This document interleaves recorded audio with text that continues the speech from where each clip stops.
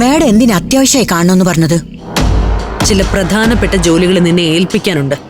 അതെങ്ങനെ ഭംഗിയായി ചെയ്യണമെന്ന് പറയാനാ വിളിപ്പിച്ചത്. മേഡം എന്ത് ജോലി ഏൽപ്പിച്ചാലും ഈ സിസിലി ഭംഗിയായി ചെയ്തിരിക്കും.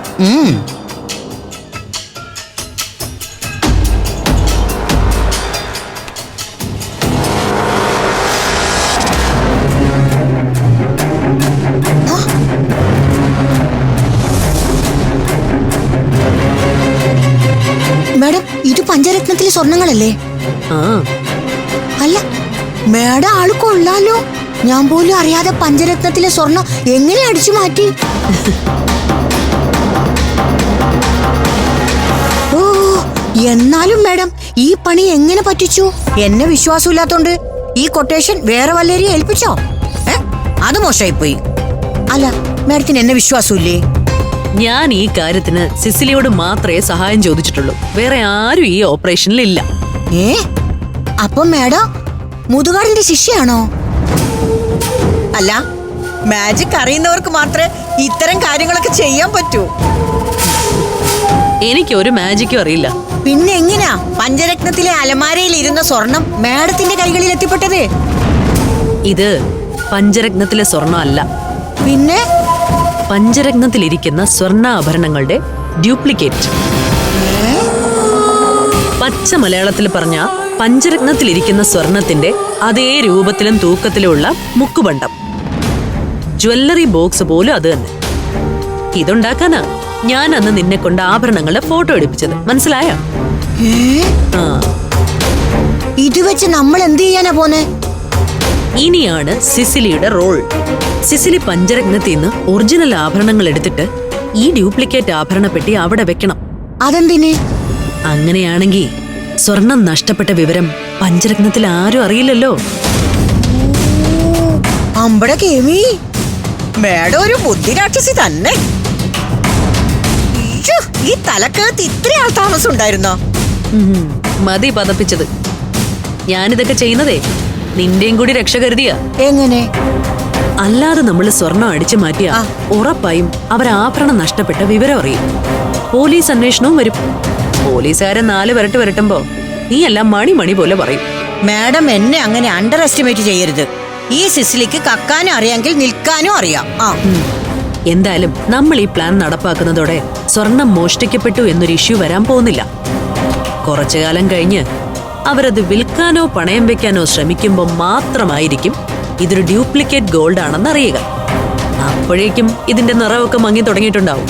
പിന്നെ പോലീസിൽ പരാതി കൊടുത്തിട്ടൊന്നും ഒരു കാര്യമില്ല. എവിടെ നിന്ന് എന്ത് തെളിവ് കിട്ടാൻ? ഇത്രയും ബ്രില്യന്റ് ആയ ഒരു ജോലി ഞാൻ ഇതുവരെ ചെയ്തിട്ടില്ല.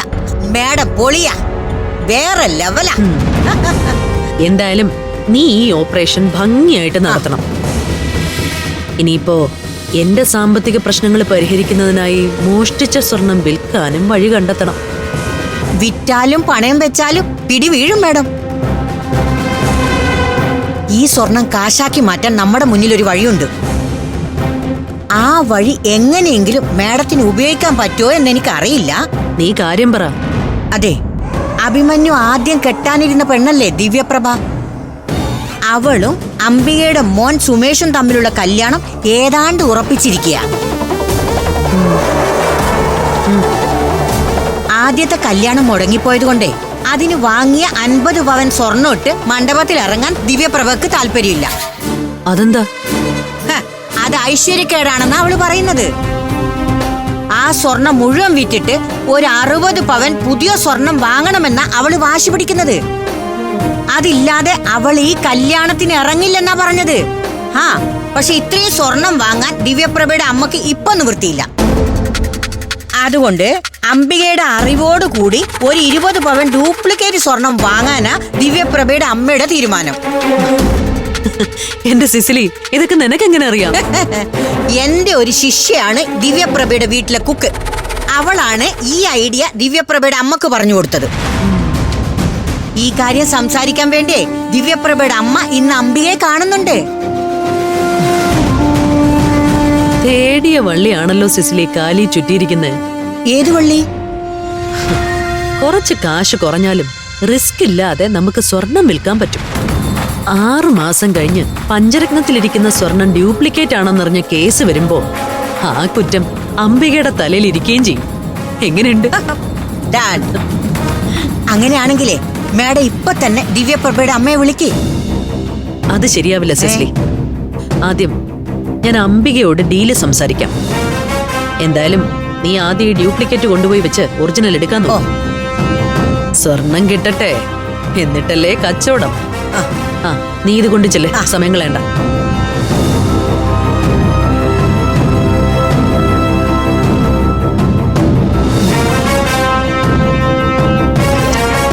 Okay madam.